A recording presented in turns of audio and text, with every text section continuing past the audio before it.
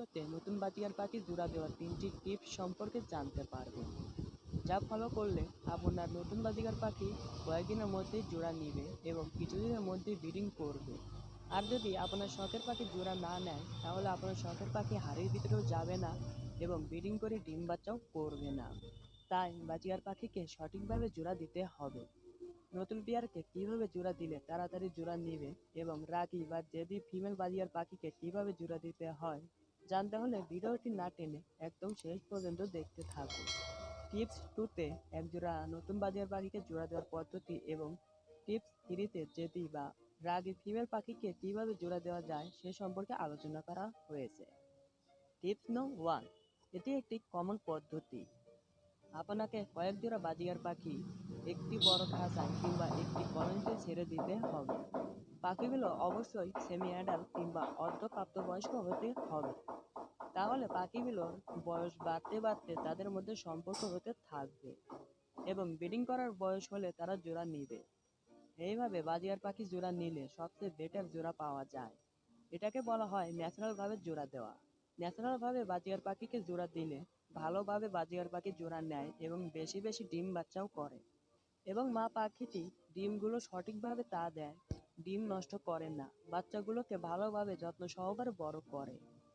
এই বাচ্চাগুলো বড় হওয়ার পরও ভালো ব্রিডার হয়, কারণ পাখি যখন নিজের ইচ্ছে মতন জোড়া নেয় তখন বেশিক্ষণ ধরে মিটিং করে, যার ফলে বেশি বেশি ডিম পারে এবং সেই সব ডিম থেকে বেশি করে বাচ্চাও পাওয়া যায়।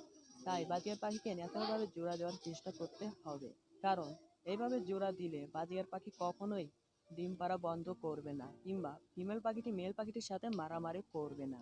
এইভাবে জোড়া দেওয়ার পর পাখি যদি জোড়া নেয় তাহলে পাখিগুলোকে আলাদা আলাদা খাঁচায় রেখেও পালন করতে পারবে। আপনি যদি এইভাবে জোড়া দিতে না পারেন কিংবা আপনার শখের পাখি যদি এইভাবে জোড়া না নেয়, তাহলে চিন্তার কোনো কারণ নেই। পরের 2টি টিপস ফলো করে বাজিগার পাখিকে জোড়া দিতে পারবে। 2 নম্বর টিপসটি হলো, একটি মেল পাখি ও একটি ফিমেল পাখিকে একটি খাঁচার ভিতরে রাখতে হবে, কিন্তু খাঁচায় হাঁড়ি লাগানো যাবে না। খাঁচায় একটি লাঠি কিংবা শক্ত গাছের ডাল লাগাতে হবে, যাতে মেল পাখিটি ফিমেল পাখির সাথে এক জায়গায় বসে সময় কাটাতে পারে এবং জোড়া নিতে মেল পাখিটির সুবিধা হয়। কিন্তু আপনাকে একটি বিষয় অবশ্যই নিশ্চিত থাকতে হবে, পাখি দুটির মধ্যে একটি মেল পাখি এবং অপরটি ফিমেল পাখি হয় এবং তাদের বয়স ব্রিডিং করার জন্য উপযুক্ত হয়। আপনার পাখি যদি বাচ্চা পাখি হয় তাহলে তাদের জোড়া নিতে সময় লাগবে এবং ব্রিডিং করতেও অনেক দিন সময় নেবে। আমরা অনেকে এই ভুল কাজটি করে থাকি। আপনাদের একটি বোনাস টিপস দেই, বাজিগার পাখির বয়স 5 মাসের বেশি হলেই বাজিগার পাখি ব্রিডিং করার উপযুক্ত হয়ে যায়, কিন্তু 5 মাস কিংবা 6 মাসের পাখি জোড়া দিলে এদের 2-1 বার ব্রিডিং করানোর পর এদের থেকে ভালো ডিম বাচ্চা পাওয়া যায় না, বরং ফিমেল পাখিটি অসুস্থ হয়ে পড়ে। তাই বাজিগার পাখিকে সবসময় 7 মাসের বেশি বয়স হলে জোড়া দিতে হবে। এটাই বাজিগার পাখির জন্য সঠিক সময় জোড়া দেওয়া। আপনার পাখি জোড়া নেওয়ার পর খাতায় হাঁড়ি লাগিয়ে দিতে হবে, তাহলে বাজিগার পাখি ব্রিডিং করে ডিম বাচ্চা করবে। 2 নম্বর টিপসটি ফলো করে জোড়া দিলে 90% পাখি জোড়া নেয় এবং ডিম বাচ্চাও করে। প্রথম টিপস এবং দ্বিতীয় টিপসটি ফলো করার পরেও যদি আপনার শখের পাখি জোড়া না নেয়, তাহলে আপনাকে 3 নম্বর টিপসটি ফলো করতে হবে। 3 নম্বর টিপসটি হলো, এই টিপসটি রাগী বা জেদি ফিমেল পাখির জন্য ফলো করতে হবে। অনেক সময় 2 নম্বর টিপসটি ফলো করে বাজিগার পাখিকে জোড়া দেওয়া হলে ফিমেল পাখিটি মেল পাখিটির সাথে মারামারি করে কিন্তু জোড়া নেয় না। তাই 3 নম্বর টিপসটি ফলো করতে হবে। আপনাকে একটি খাঁচায় মেল পাখি এবং অন্য খাঁচায় ফিমেল পাখি রাখতে হবে। শুধু আপনাকে একটি বিষয় খেয়াল রাখতে হবে, যে খাঁচায় পাখি দুটি ব্রিডিং করাবেন সেই খাঁচায় মেল পাখি রাখতে হবে। খাঁচা দুটি এমনভাবে রাখতে হবে যাতে পাখি দুটি একজন অপরজনকে না দেখে, কিন্তু একজনের ডাক অন্যজন যেন শুনতে পায়। এইভাবে খাঁচা রাখলে পাখি দুটি একাকিত্ব ফিল করবে। এইভাবে 15 থেকে 20 দিন রাখার পর মেল পাখিটির খাঁচায় ফিমেল পাখিটিকে দিতে হবে, অর্থাৎ ব্রিডিং করার কেজে ফিমেল পাখিকে দিতে হবে মেল পাখিটির সাথে।